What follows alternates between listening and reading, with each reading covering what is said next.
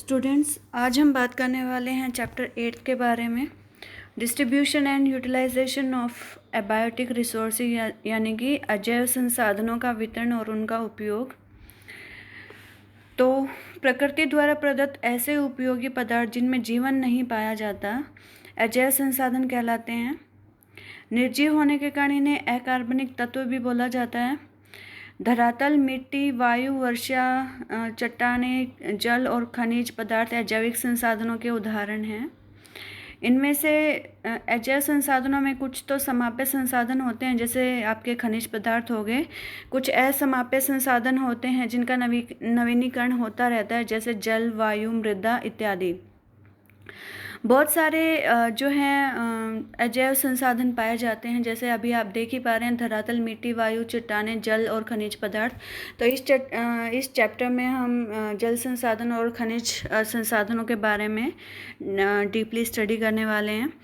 तो अब हम सबसे पहले बात कर लेते हैं वाटर रिसोर्सेज की। तो वाटर रिसोर्स यानी कि जल एक आधारभूत प्राकृतिक संसाधन है। जल के बिना पृथ्वी पर किसी भी प्रकार के जीवन की कल्पना नहीं की जा सकती। और अर्थ की जो विशिष्टता है वो इसी वजह से, क्योंकि अर्थ के ऊपर जल विद्यमान है। जल का उपयोग पीने और घरेलू कामों के अतिरिक्त कृषि, उद्योग, यातायात, नौ संचालन, ऊर्जा उत्पादन में किया जाता है। तो आपको पता है जल के कौन कौन से स्रोत है। जल हमें वर्षा और हिम के पिघलने से प्राप्त होता है। इसके अलावा हमको बारिश होती है तो भी प्राप्त होता है। तो वर्षण से प्राप्त सारा जल हमारे उपयोग में नहीं आता। इसका बहुत सारा भाग बहकर महासागरों में जा मिलता है और कुछ भाग जो है वो इवेपोरेट हो जाता है। बहुत सारा भाग जो ढाल के अनुरूप बहकर तालाबों, झीलों, नदियों में चला जाता है, इसे हम पृष्ठीय जल या सरफेस वाटर कहते हैं। और वर्षण से जल की जो थोड़ी बहुत मात्रा मिट्टी में प्रवेश कर जाती है वो भूमिगत जल बन जाती है और उसको हम भौम जल कहते हैं। उपलब्धता के आधार पर जल संसाधनों को 3 भागों में बांटा जा सकता है, जैसे महासागरीय जल संसाधन, स्थलीय जल संसाधन और भूमिगत या भौम जल संसाधन। तो सबसे पहले हम बात कर लेते हैं महासागरीय जल संसाधन की। तो महासागर जो है एक बहुत अच्छा सोर्स है। जैवमंडल का अभिन्न अंग होने के कारण महासागर मानव के लिए अनेक रूपों में उपयोगी हैं। ये नवीकरण योग्य और अनवीकरण योग्य संसाधनों के अगाध भंडार हैं, यानी कि इसमें दोनों प्रकार के रिसोर्सेज पाए जाते हैं, रिन्यूएबल भी और नॉन रिन्यूएबल भी। खाद्य पदार्थ और खनिजों की अतृप्त मांग की पूर्ति के लिए मनुष्य शताब्दियों से महासागरों का दोहन करता आ रहा है। और महासागरों ने न केवल विश्व में बढ़ते हुए ऊर्जा संकट के निवारण में जो है सक्षम है, बल्कि सस्ते परिवहन और संचार को भी उपलब्ध कराते हैं। थोड़ा बहुत हम कैरेक्टरिस्टिक्स देख लेते हैं एक बार। तो अगर हम मोटे तौर पे बात करें तो अर्थ के लगभग 71% हिस्सा जो है उसके ऊपर जल का विस्तार है।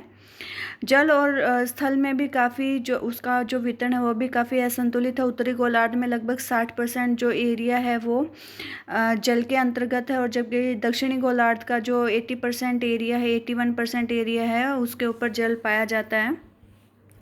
उत्तरी गोलार्ध में जो है वो स्थल गोलार्ध जिसको बोला जाता है, और दक्षिणी गोलार्ध में क्योंकि जल की अधिकता होती है तो इसी वजह से उसको जलीय गोलार्ध या वाटर हेमिस्फीयर के नाम से जाना जाता है। जलमंडल के अंतर्गत महासागर, महाद्वीपों के मध्य में स्थित सागर यानी कि इनलैंड सी, लघु सागर या जिसको हम स्मॉल इनक्लोज्ड सी बोलते हैं, खाड़ियाँ इत्यादि आ जाते हैं। मोटे तौर पे बात करें तो सबसे बड़ा जो आपका महासागर वो प्रशांत महासागर है। प्रशांत महासागर, अटलांटिक महासागर, हिंद महासागर और आर्कटिक महासागर कुछ एक आपके महासागर हैं। एक संसाधन के रूप में अगर हम बात करें तो महासागर हमारे लिए बहुत प्रकार से उपयोगी होते हैं। सबसे पहले हम बात कर लेते हैं महासागर और जलवायु की। ये हम पिछले सेमेस्टर में डेप्थ में कर चुके हैं। महासागर पृथ्वी पर ऊष्मा के मुख्य नियंत्रक माने जाते हैं।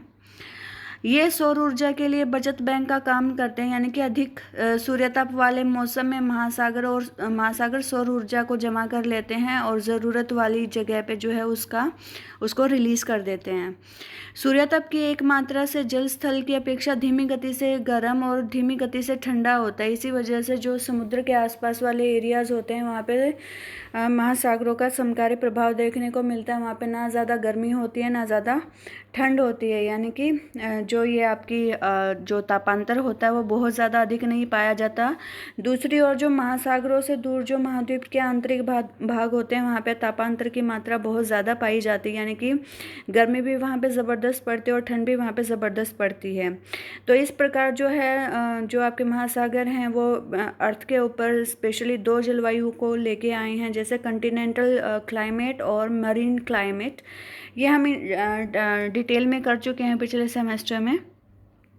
इसके अलावा आपको पता है कि महासागरों से रिलेटेड जो है गर्म और ठंडे जल की धाराएं होती हैं। गर्म जल की धाराएं जहाँ से बहेंगी वहाँ का टेम्परेचर हाई कर देती हैं और ठंडे जल की धाराएं जहाँ से बहेंगी वहाँ का टेम्परेचर कम कर देती हैं। यही वजह होती है कि लैब्राडोर की जो ठंडी करंट होती है उसकी वजह से जो कनाडा का जो पूर्वी हिस्सा होता है वो जमा रहता है, जबकि गल्फ स्ट्रीम की वजह से जो यूरोप का जो वेस्टर्न पोर्शन होता है वहाँ वो पूरे साल भर जो है आवागमन के लिए खुला हुआ रहता है।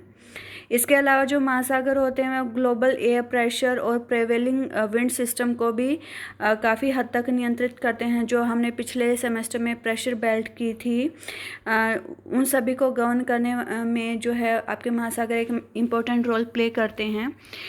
इसके अलावा जीवन के लिए ज़रूरी वायु के बाद दूसरी महत्वपूर्ण वर्षा भी महासागरों की वजह से होती है, जिसके बिना मानव जीव जंतु और वनस्पति जगत की कल्पना भी नहीं करी जा सकती। जो दूसरी इसकी कैरेक्टरिस्टिक्स है महासागर और खाद्य संसाधन, ये भी हम डिटेल में कर चुके हैं पिछली बार। तो क्योंकि अर्थ जो पॉपुलेशन है वो बहुत ज़्यादा बढ़ती जा रही है और हो सकता है नियर फ्यूचर जो आपका भूमि संसाधन है वो इतनी ज़्यादा पॉपुलेशन को बियर ना कर पाए, तो जो महासागर हैं वो आपके एज ए जो है फूड रिसोर्स के रूप में उनको देखा जाने लगा है।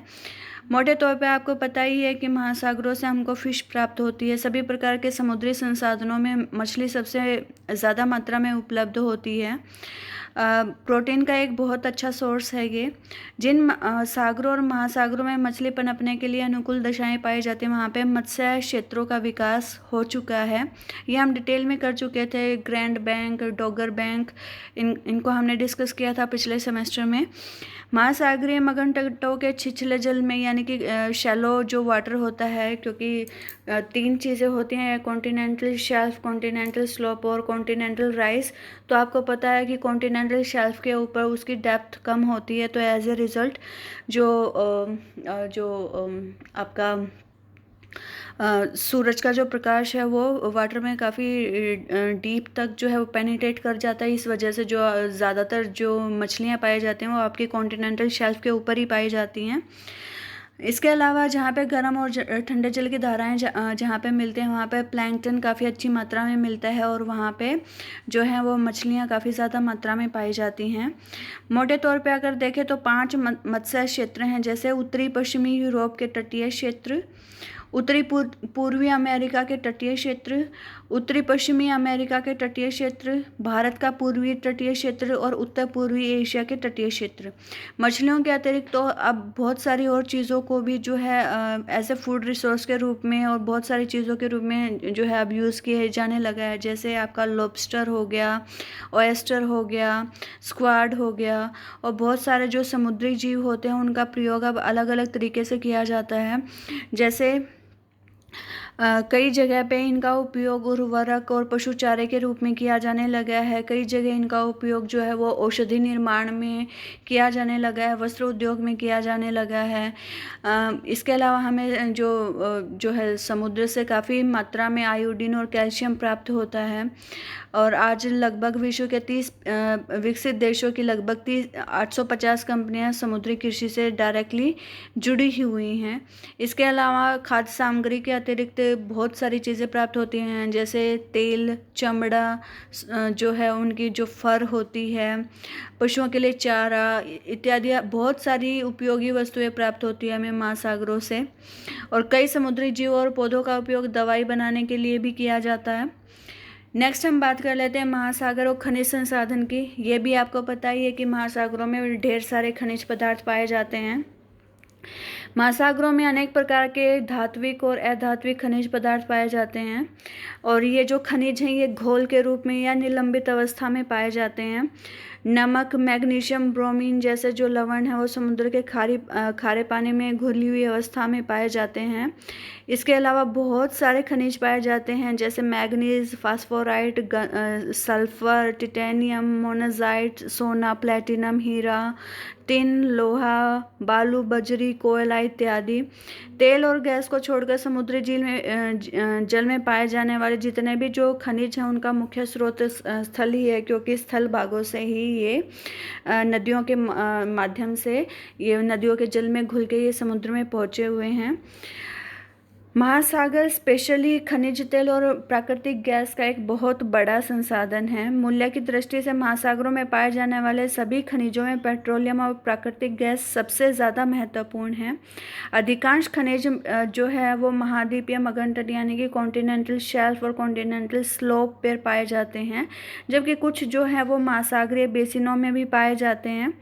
वर्तमान में लगभग 75 कंट्रीज़ ऐसे हैं जो ऑफशोर ड्रिलिंग करके वहाँ से तेल निकाल रहे हैं, यानी कि कॉन्टिनेंटल शेल्फ से तेल निकाल रहे हैं, पेट्रोलियम निकाल रहे हैं, जिनमें प्रमुख है मिडिल ईस्ट के देश यानी कि इराक, ईरान, सऊदी अरब, संयुक्त राज्य America, Britain, Norway, Netherlands, Ireland, Ukraine, Indonesia, Australia और न्यूजीलैंड। इंडिया में बॉम्बे हाई एक ऐसी जगह है जहाँ पे जो है ऑफशोर ड्रिलिंग करके वहाँ से पेट्रोलियम निकाला जाने लगा है।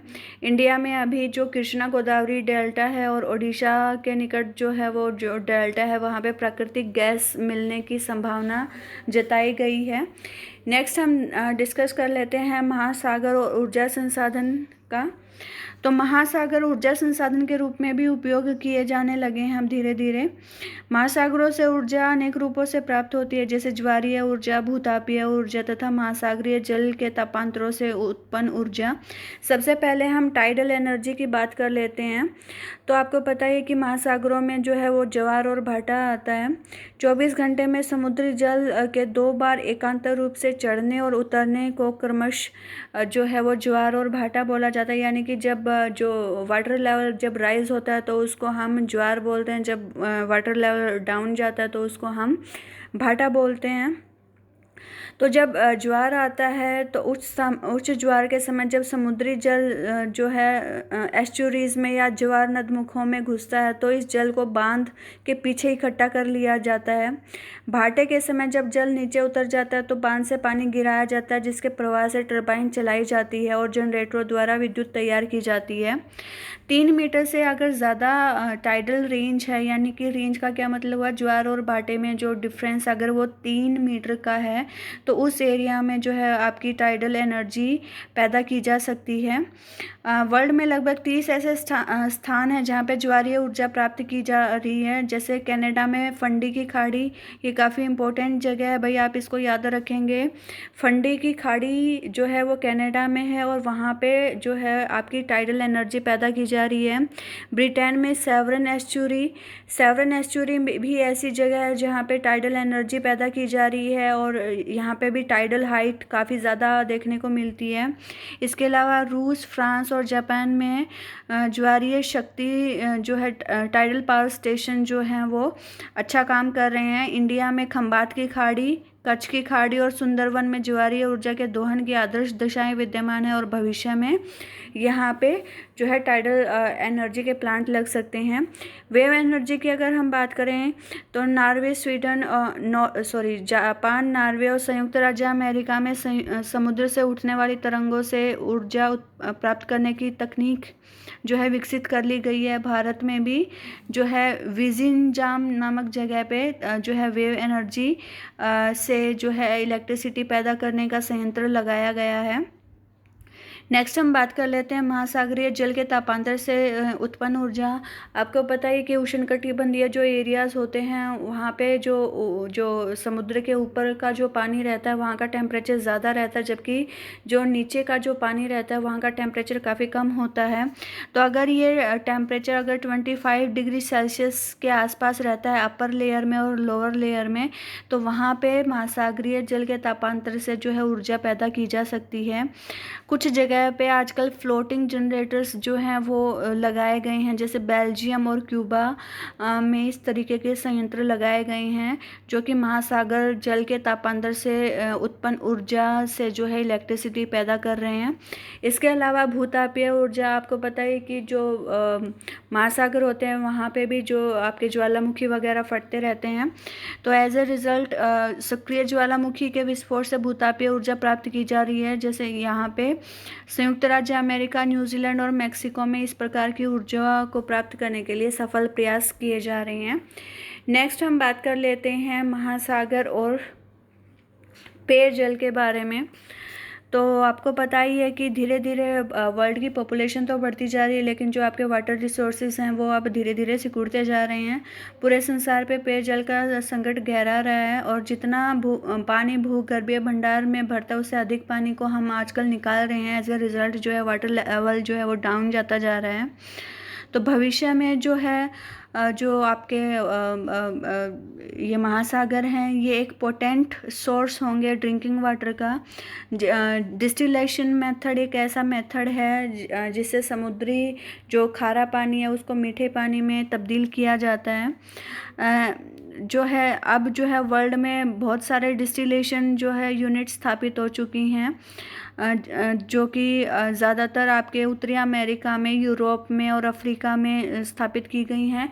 एशिया में अभी इतना ज़्यादा उपयोग नहीं किया जाने लगा है इसका, क्योंकि एशिया में काफ़ी सारी रिवर्स देखने को मिलती हैं। नेक्स्ट हम बात कर लेते हैं महासागर और राजनीति की। ओशन जो हैं आजकल की जो पॉलिटिक्स है उसको गवर्न करने में एक महत्वपूर्ण भूमिका निभाते हैं, क्योंकि पता ही है कि जो आपके महासागर हैं वहाँ पे जैव अजैव बहुत सारे संसाधन देखने को मिलते हैं। मैकिंडर जो है एक ब्रिटिश ब्रिटिश स्कॉलर रहे हैं, उन्होंने हार्टलैंड थ्योरी दी थी। उसमें उन्होंने सामुद्रिक शक्ति को अहमियत दी थी, यानी कि जिस देश के पास में समुद्र की एक्सेस होगी उसका कहीं ना कहीं फ़ायदा होगा। उनकी हार्टलैंड थ्योरी के अनुसार जो देश हृदय स्थल यूरेशिया के मध्य भाग को काबू करेगा वह संपूर्ण यूरेशिया पर राज करेगा। जो यूरेशिया को काबू करेगा वह संपूर्ण विश्व द्वीप यानी कि यूरेशिया और अफ्रीका के ऊपर राज करेगा। और जो विश्व द्वीप को काबू करेगा यानी कि यूरेशिया और अफ्रीका को जो काबू कर लेगा वो पूरे संसार के ऊपर राज कर सकता है। तो मैकिंडर का मानना था कि जो विश्व विजय है वो महासागरों के सीने पर खड़े होकर प्राप्त की जा सकती है। अब धीरे धीरे देशों को एहसास होने लगा है कि किस तरीके से जो है महासागर जो है पॉलिटिक्स में एक इम्पोर्टेंट रोल प्ले कर सकते हैं। जैसे कि बहुत सारे देशों ने अपने सैनिक अड्डे जो है वो महासागरों में लगा रखे हैं। इसके अलावा बहुत सारे देश जो है महत्वपूर्ण द्वीपों के ऊपर अपना अधिकार जमा रहे हैं। हिंद महासागर के सीमांत देश यहाँ के द्वीपों को बाहरी शक्तियों के हस्तक्षेप व विवादों से मुक्त रखने की ज़रूरत महसूस कर रहे हैं। जैसे कि अफ्रीकन कंट्रीज़ के बहुत सारे ऐसे द्वीप हैं जहाँ पे चाइना जो है अपनी जो है पैठ धीरे धीरे बढ़ा रहा है और इंडिया को इससे काफ़ी दिक्कत हो रही है, क्योंकि अगर चाइना इंडिया के दक्षिण साइड भी आ जाएगा तो इंडिया को कहीं ना कहीं प्रॉब्लम होने वाली है। तो धीरे धीरे जो महासागर हैं वो आप जो है अब धीरे धीरे राजनीति करने का भी एक महत्वपूर्ण जो है भाग माने जा रहे हैं। नेक्स्ट हम बात कर लेते हैं महासागरीय परिवहन और व्यापार की। एक काफ़ी इम्पोर्टेंट हिस्सा है और आप इसको ध्यान से सुनेंगे। हम बात कर लेते हैं जो है महासागर कभी द्वीपों को एक दूसरे से अलग करने में अवरोध माने जाते थे, लेकिन अब विज्ञान और तकनीकी विकास के कारण उनके बीच संबंध जोड़ने की कड़ी समझे जाते हैं। अगर हम महासागरीय परिवहन की बात करें तो ये महासागरीय यातायात और परिवहन के प्राचीनतम और सस्ते साधन हैं। जल मार्ग प्राकृतिक होते हैं, अतः उनके रख रखाव के ऊपर ज़्यादा ध्यान देने की ज़रूरत नहीं होती। जल में जो है बायोएंट फोर्स होती है, इसलिए इसका प्रयोग करने में कम प्रेरक शक्ति की आवश्यकता होती है। जैसे कि क्योंकि फ्लोट करती रहती हैं सारी चीज़ें, तो जल के ऊपर जो है चीज़ों को घिसने में ज़्यादा फोर्स लगाने की ज़रूरत नहीं पड़ती, ईंधन कम लगता है रिलेटिवली। महासागरीय मार्ग जो है वो विश्व मार्ग होते हैं जिस पर किसी भी देश का विशेष अधिकार नहीं होता, सभी देशों का बराबर का अधिकार होता है। इन मार्गों की सही विशेषता अंतर्राष्ट्रीय व्यापार के लिए वरदान सिद्ध हुई है। महासागरीय भागों में प्रवणता यानी कि ऊंचाई नीचाई को नहीं देखना पड़ता। जैसे कि आप सड़क मार्ग बनाते हैं, रेल मार्ग बनाते हैं, तो कहीं पे पुल बनाने पड़ते हैं, कहीं पे जो है कुछ बनाना पड़ता है। तो इस तरीके की चीज़ें महासागरों में देखने को नहीं मिलती। भार के अनुपात में कम मूल्य वाली वस्तुओं के परिवहन के लिए महासागरीय परिवहन विशेष रूप से अनुकूल है। जैसे कोयला हो गया, लोहा हो गया, खाद्यान्न हो गए। आजकल जो आपके जलयान है उसमें कोल्ड स्टोरेज की जो है फैसिलिटी जो है वो काम कर रही है। एज ए रिज़ल्ट जो दूध है, पेरिशेबल आइटम यानी कि जो जल्दी ख़राब हो जाने वाली चीज़ें हैं, उनका व्यापार काफ़ी दूरी तक संभव हो पाया है। मोटे तौर पे अगर हम बात करें तो वर्ल्ड में लगभग ये 6 जो हैं मार्ग ऐसे हैं जहाँ से वर्ल्ड का जो है परिवहन का काम होता है। सबसे पहले हम बात कर लेते हैं उत्तरी अटलांटिक मार्ग की। तो उत्तरी अटलांटिक मार्ग सबसे इम्पोर्टेंट रोल प्ले करता है। संसार का सबसे महत्वपूर्ण और व्यस्त जल मार्ग है क्योंकि यह विश्व के 2 सबसे उन्नत और विकसित क्षेत्रों यानी कि उत्तरी अमेरिका के पूर्वी और पश्चिमी यूरोप को मिलाता है।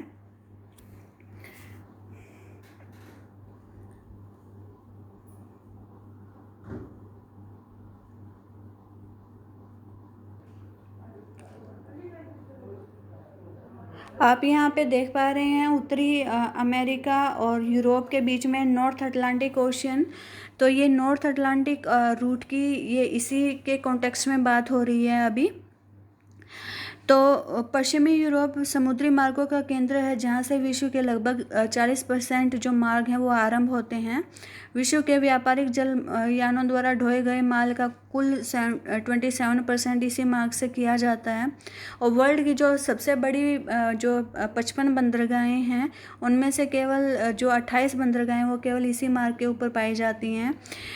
प्रमुख बंदरगाहों की अगर हम बात करें तो London, Liverpool, Glasgow, Manchester, Southampton, Rotterdam, Hamburg, Bremen, Lisbon, Amsterdam, ये जो हैं यूरोप की कुछ बंदरगाहें हैं। इसके अलावा उत्तरी अमेरिका की कुछ बंदरगाहों की बात करें तो इसमें Quebec, Montreal, Halifax, New York, Saint John's, Boston, Portland, Philadelphia, New Orleans, ये कुछ बंदरगाहें हैं जो उत्तरी अमेरिका में पाई जाती हैं। इस मार्ग के द्वारा कनाडा से लुगदी, कागज, दुग्ध पदार्थ, संयुक्त राज्य अमेरिका से कपास, गेहूं, मांस, लोहा, पेट्रोल, सल्फर, कैरिबियन द्वीप समूह से कैरिबियन, ये यहाँ पे आप देख पा रहे हैं क्यूबा, जमैका, यहाँ से क्या है चीनी, फल, पेट्रोल और लकड़ी का निर्यात यूरोप को किया जाता है। अगर हम यूरोप की बात करें तो यूरोप से जो है आपका उत्तरी अमेरिका को मुख्यतः मैन्युफैक्चर्ड गुड्स यानी कि खनिज और विनिर्मित जो पदार्थ हैं वो भेजे जाते हैं। नेक्स्ट हम बात कर लेते हैं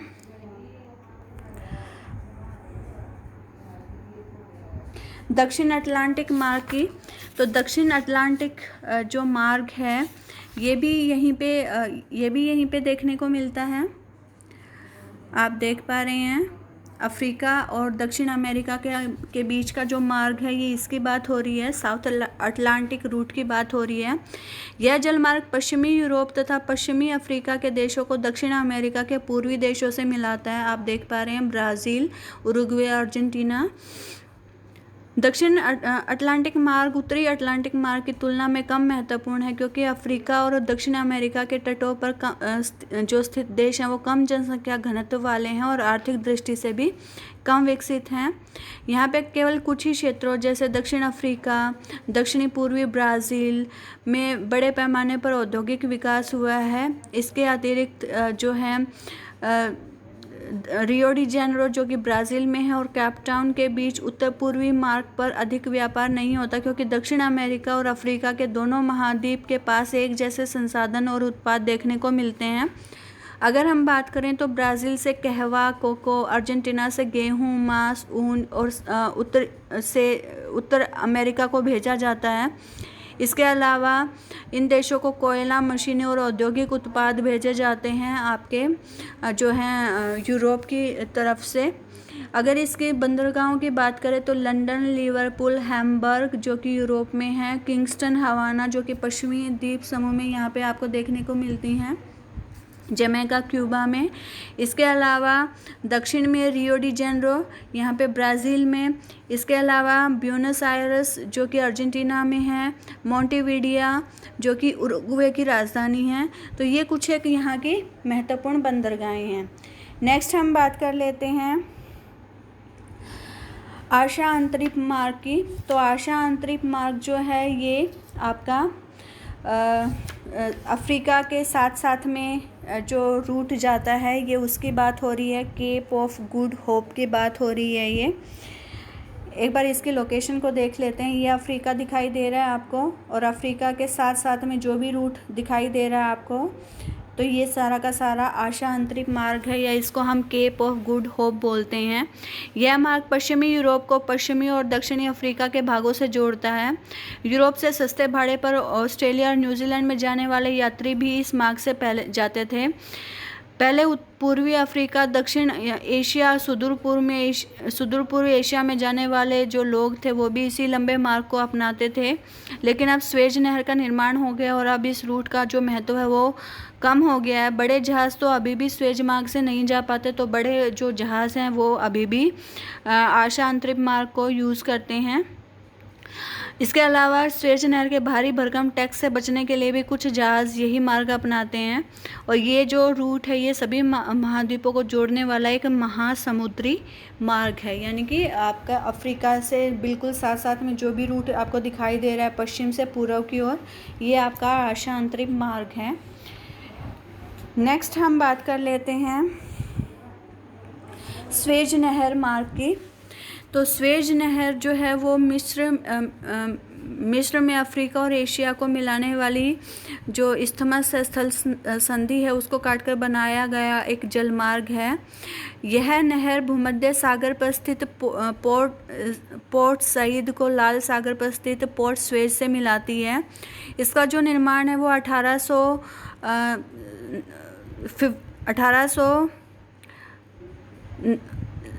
1859 में जो है France engineer Ferdinand de Lesseps ने शुरू किया था और 1869 में ये बनकर तैयार हुई थी। अगर इसकी लंबाई की बात करें तो 173 किलोमीटर लंबी है ये नहर। इसकी औसत गहराई लगभग 16 मीटर है और अधिकतम जो चौड़ाई है इसकी वो 365 मीटर के आसपास है।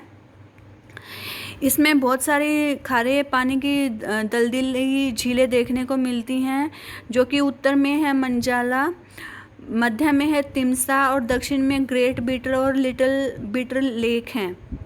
यहाँ पे उत्तर से दक्षिण की ओर इस नहर में कई पत्तन बने हुए हैं।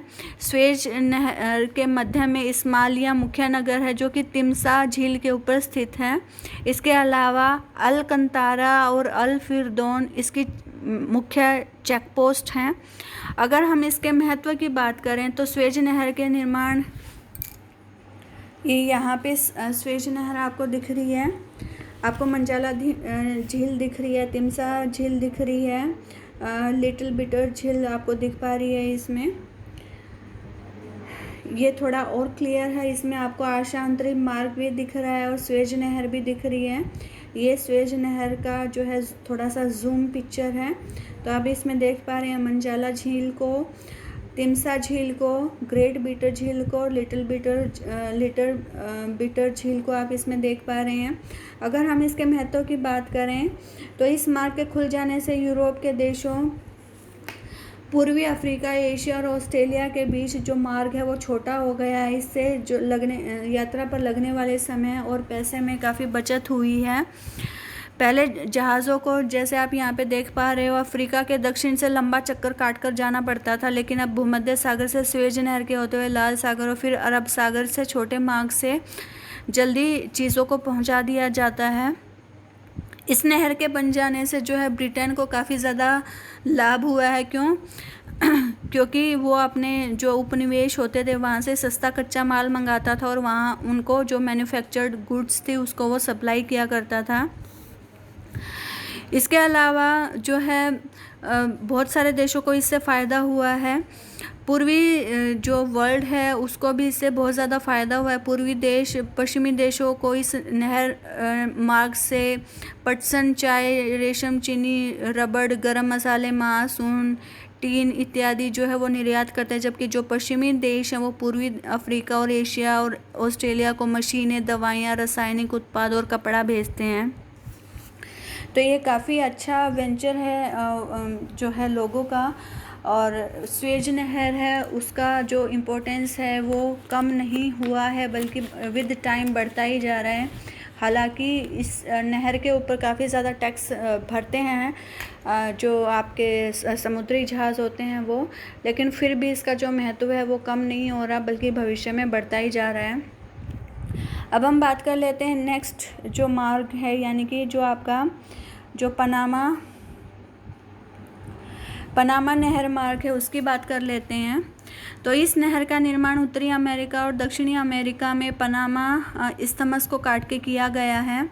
मानव निर्मित यह जलमार्ग पूर्व में अटलांटिक ओशियन की जो कोलोन बंदरगाह है वो, और पश्चिम में प्रशांत महासागर की पनामा बंदरगाह है उसको जोड़ता है। आप इसमें देख पा रहे हैं अटलांटिक ओशियन के ऊपर कोलोन बंदरगाह, और जो आपका प्रशांत महासागर है उसके ऊपर पनामा बंदरगाह को आप देख पा रहे हैं। ये इसकी लोकेशन को भी दिखा रहा है। इसके अलावा आप पनामा को यहाँ पे भी देख सकते हैं। पनामा एक कंट्री है।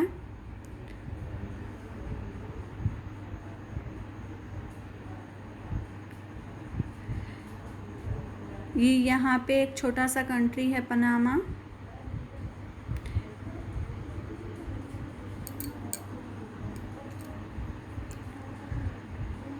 बेलीज, होंडुरास, एल साल्वाडोर, निकारागुआ, कोस्टागुआ, ये सारे के सारे यहीं पे एक छोटा सा कंट्री है पनामा, और उसको काट के इसको बनाया गया है इस नहर को।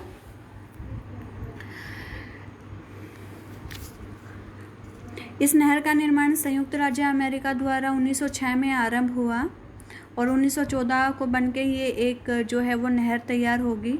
ये नहर 81 किलोमीटर लंबी है और लगभग 12 से 26 किलोमीटर तक गहरी है और 91 से 305 मीटर तक चौड़ी है। यह नहर समुद्र तल से लगभग 25.6 मीटर उबड़ खाबड़ धरातल पर बहती है। तो कोई भी जहाज जब इसमें एंटर करता है तो कुछ लोक्स द्वारा उसको इस नहर में उतारा जाता है और नहर से पार कराया जाता है।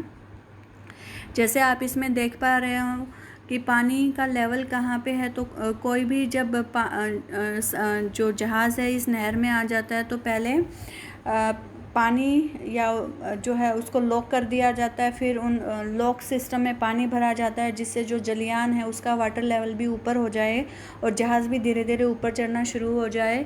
फिर नेक्स्ट लेवल पे, नेक्स्ट जगह पे उसको लेके आया जाता है। बड़े बड़े जो रेल के इंजन हैं वो जो है जहाज़ को खींचते हुए लेके आते हैं। नहर के असमान धरातल के कारण लोक प्रणाली के जरिए जहाज़ों को नहर तल के अनुसार ऊपर नीचे किया जाता है। आप इसमें देख पा रहे होंगे। इसे पार करने में एक जहाज़ को लगभग 7-8 घंटे लग जाते हैं और लगभग 50 जहाज़ डेली इसको पार करते हैं। तो इसका महत्व भी बहुत ज़्यादा है। पनामा नहर का भी काफ़ी ज़्यादा महत्व है। संयुक्त राज्य अमेरिका के हितों का ज़्यादा पोषण करती है वैसे ये नहर। इस नहर के बन जाने से उत्तरी और दक्षिणी अमेरिका के पूर्वी और पश्चिमी तटों के बीच में जो दूरी है वो काफ़ी कम हो गई है। आप इसमें देख पा रहे हैं इस एरिया की कितनी बड़ी जो है इम्पोर्टेंट है जो लोकेशन है। जैसे अगर हम बात करें यूएसए की, तो यूएसए के पूर्वी तट पर स्थित है न्यूयॉर्क और इसके पश्चिमी तट पर स्थित है सैन फ्रांसिस्को। तो अगर हम बात करें तो इन दोनों के बीच में लगभग 13,000 किलोमीटर की दूरी कम हो गई है। नेक्स्ट अगर हम बात करें तो इस नहर के बन जाने से यूरोपीय पतन और संयुक्त राज्य अमेरिका के पश्चिम तट पर स्थित बंदरगाहों के बीच भी दूरियां कम हो गई हैं। आप इसमें देख पा रहे हैं, ये यहाँ पे यूरोप है और संयुक्त राज्य अमेरिका के जो पश्चिमी तट हैं उनके बीच में जो दूरी है वो भी काफ़ी कम हो गई है। जैसे लिवरपूल आपका हो गया ब्रिटेन में और सैन फ्रांसिस्को यूएसए में, तो अब इन दोनों के बीच में लगभग 8,000 किलोमीटर की दूरी कम हो गई है। इसी प्रकार न्यूजीलैंड की राजधानी ऑकलैंड और न्यूयॉर्क, इन दोनों के बीच में भी जो दूरियां हैं वो काफ़ी अब कम हो गई हैं। संयुक्त राज्य अमेरिका के लिए इस नहर का सामरिक महत्व है। इस नहर के द्वारा वह अपने जो लड़ाकू जो जहाज़ हैं उनको अटलांटिक ओशन से प्रशांत महासागर में और प्रशांत महासागर से अटलांटिक ओशन में फटाफट भेज सकता है।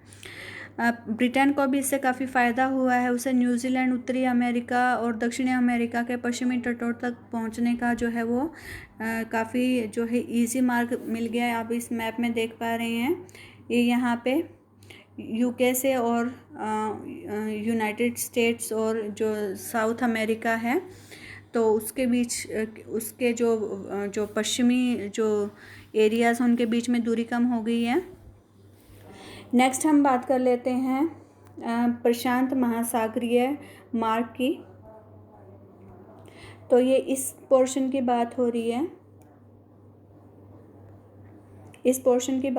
ये स्पेशली प्रशांत महासागर की विशालता के बावजूद इसके जलमार्ग अभी तक सीमित और कम विकसित रहे हैं, किंतु बदलते अंतर्राष्ट्रीय संबंधों के कारण वर्तमान में इस मार्ग का व्यापारिक महत्व काफ़ी बढ़ गया है। संयुक्त राज्य अमेरिका द्वारा अलास्का, हवाई और फिलीपींस द्वीपों को अपने अधिकार में करना, जापानी बंदरगाहों का विदेशी व्यापार के लिए खुलना, चीन के आर्थिक विकास व सीमित उदारीकरण तथा पनामा नहर के निर्माण जैसी घटनाओं ने इस मार्ग को काफ़ी सक्रिय कर दिया है। तो इसके भी दो रूट हैं, एक तो इसमें आप नॉर्थ में देख पा रहे हैं, एक आप ये जो साउथ वाला जो पोर्शन है उसको देख पा रहे हैं। तो सबसे पहले हम बात कर लेते हैं नॉर्थ पैसिफिक रूट की। तो यह जलमार्ग उत्तरी अमेरिका के आप एक बार मैप को अगर ध्यान से देखेंगे तो क्योंकि पूरा का पूरा ये एरिया ग्लोब का ही है, तो आप सपोज करो एक एरिया इसका यहाँ पे और दूसरी तरफ इसके उत्तरी अमेरिका और दक्षिणी अमेरिका हैं। आप इस तरीके से देखें, यह जलमार्ग उत्तरी अमेरिका के पश्चिमी तट पर स्थित पत्तनों जैसे ये उत्तरी अमेरिका के पश्चिमी तट यानी कि ये यहाँ पे कौन कौन से लोकेटेड हैं, जैसे Portland, Vancouver, Los Angeles, San Francisco, Prince Rupert और सियाटिल को एशिया के ये यहाँ पे यानी कि ये जापान में Yokohama, Kobe, Shanghai, Hong Kong, Manila यानी कि फिलीपींस और सिंगापुर आदि को मिलाता है। उत्तरी प्रशांत महासागर के आर पार अनेक मार्गों से व्यापार होता तथा सभी मार्ग होनोलुलु पर आकर मिलते हैं। ये यहाँ पे है भाई होनोलुलु, हवाई की राजधानी है। ये हवाई आइलैंड दिख रहा है आपको, तो हवाई आइलैंड की राजधानी है और सारे के सारे जो मार्ग हैं ये हवाई के ऊपर आके मिलते हैं। इस मार्ग द्वारा एशियाई देशों की ओर से अमेरिका को नारियल तेल, चीनी, चाय, रेशम, तंबाकू, खिलौने इत्यादि भेजे जाते हैं, जबकि उत्तरी अमेरिका के देशों से एशियाई देशों को फल, मांस, दूध के पदार्थ, गेहूं, आटा, लुगदी, कागज, पेट्रोलियम और धातुएं भेजी जाती हैं। अब हम बात कर लेते हैं साउथ पैसिफिक रूट की। यह जलमार्ग पश्चिमी यूरोप और उत्तरी अमेरिका को ऑस्ट्रेलिया, न्यूजीलैंड और इत्यादि बहुत सारे फैले हुए द्वीपों को पनामा नहर से होकर जोड़ता है, यानी कि अब यहाँ इसकी बात हो रही है। ये उत्तरी अमेरिका को ऑस्ट्रेलिया, न्यूजीलैंड और इधर उधर फैले हुए जो द्वीप हैं उनसे मिलाता है।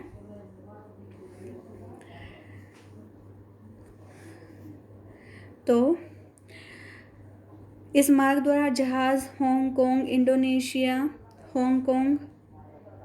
इंडोनेशिया और फिलीपींस भी आते जाते हैं। इस मार्ग पर मुख्य गेहूं, मांस, ऊन, फल, दूध उत्पादों तथा विनिर्माण पदार्थों का परिवहन होता है। तो इस मार्ग की जो प्रमुख बंदरगाह ये मैंने अभी आपको दिखाई होनोलुलु ही है। अगर हम बात करें या तो चाहे हम बात करें उत्तरी प्रशांत मार्ग की या दक्षिण प्रशांत मार्ग की, इन दोनों का जो मेन जो एरिया है वो होनोलुलु है जो कि हवाई आइलैंड जो कि यूएसए के अंडर है। तो यहाँ पे आके मिलते हैं सारे के सारे जो जहाज़ हैं वो। तो एक होनोलुलु एक काफ़ी इम्पोर्टेंट बंदरगाह के रूप में उभरा है। आज हम इतना ही करेंगे। आई होप ये आपके लिए हेल्पफुल रहा होगा। कल हम बात करेंगे सरफेस वाटर रिसोर्सेज की। Thank you.